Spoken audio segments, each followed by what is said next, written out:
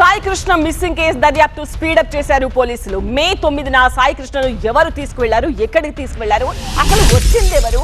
అటు కృష్ణలంక పిఎస్ లో, ఇటు స్వర్గపురి శ్మశాన వాటికలో కూడా ఆధారాల వేటలో పడ్డాయి పోలీసు బృందాలు. ఇదిలా కొనసాగుతున్న వేళ కీలక నిర్ణయం తీసుకుంది ఏపీ ప్రభుత్వం. సాయి కృష్ణ మిస్సింగ్ కేసు విచారణకు సిట్ ఏర్పాటు చేస్తోంది. సిట్ చీఫ్ గా ఐజీ రవిప్రకాష్ ను నియమిస్తూ ఉత్తర్వులు కూడా జారీ అయ్యాయి. నాగరాజ్ ను ఇవాళ అరెస్ట్ చేస్తారంటూ ప్రచారం జరుగుతోంది.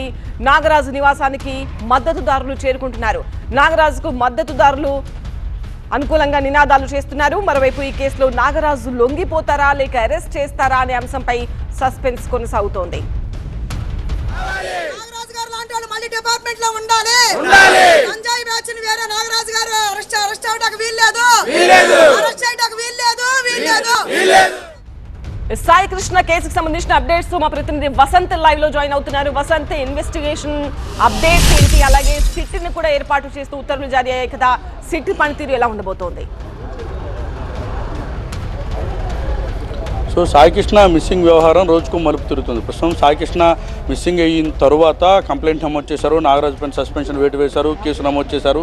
అయితే ఈ కేసుకు సంబంధించిన విచారణ జరుగుతుంది. కేసు ఐవోగా ఉన్నటువంటి దైవప్రసాద్ ఇప్పటికీ కేసును విచారిస్తూ ఉన్నారు. ఈ కేసులో కీలకమైనటువంటి ఆధారాల సేకరణ, సాయి కృష్ణ తల్లి ఇచ్చినటువంటి కంప్లైంట్ ఆధారంగా విచారణ చేపడుతున్నారు. ప్రత్యేకంగా కొన్ని బృందాలు నియమించి వారికి ప్రత్యేకంగా కొన్ని టాస్కులు ఇచ్చారు. సీసీ ఫుటేజ్ల పరిశీలనకు ఒక బృందం, మరోవైపు ఈ కేసుకు సంబంధించినటువంటి ఆధారాలు, కీలక ఆధారాలు సేకరించడానికి, అంటే సీసీ ఫుటేజ్లు కావచ్చు, అలాగే కొన్ని ఫోరెన్సిక్ బృందాలు కూడా తీవ్రంగా శ్రమిస్తుంది. ఈ నేపథ్యంలో ఈ కేసు విచారణ జరుగుతున్నటువంటి క్రమంలోనే అనూహ్యంగా ఈ కేసులో సిట్ను ఏర్పాటు చేస్తూ ప్రభుత్వం ఉత్తర్వులు జారీ చేసింది. ఐజీగా రవిప్రకాష్ను నియమించింది. ఈ కేసులో ఒకవైపు ఎంక్వైరీ నడుస్తున్నటువంటి తరుణంలోనే ప్యారలల్గా ఈ కేసులో నిజాలు వాస్తవాలను నిగ్గు తేల్చేందుకు ప్రస్తుతం ఈ సిట్ ఏర్పాటు చేస్తున్నట్టు కూడా ప్రభుత్వం ఉత్తర్వుల్లో పేర్కొంది. అవసరమైతే అదనపు సిబ్బందిని నియమించుకొని ఈ కేసులో వాస్తవాలు వెలికి తీయాలంటూ కూడా ఆదేశాలు జారీ చేసింది. ఇదిలా ఉంటే ఈరోజు సీఏ నాగరాజును అరెస్ట్ చేస్తారంటూ ఒకవైపు ప్రచారం, మరోవైపు సరెండర్ అవుతారంటూ రెండో వైపు ప్రచారం జరుగుతున్నటువంటి నేపథ్యంలో నాగరాజుకు మద్దతుగా దాదాపు వందలాది మంది ఆయన నివాసానికి చేరుకున్నారు.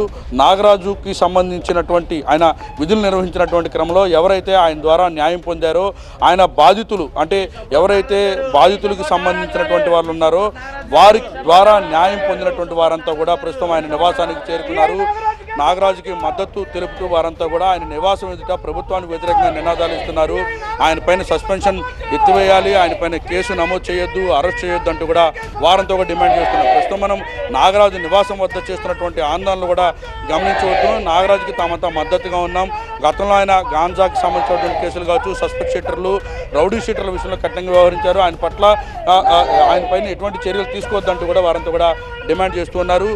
మొత్తం ఒక నాటకీయ పరిణామాలు ప్రస్తుతం చోటు చేసుకున్నాయని మనం చెప్పాల్సి ఉంటుంది. దాదాపు గత 3 రోజులుగా ఈ కేసుకు సంబంధించి విచారణ జరుగుతోంది. సాయి కృష్ణ తల్లి విజయలక్ష్మి వెళ్ళి సీఎం చంద్రబాబుని కలిశారు, న్యాయం చేస్తామని ఆయన హామీ ఇచ్చారు.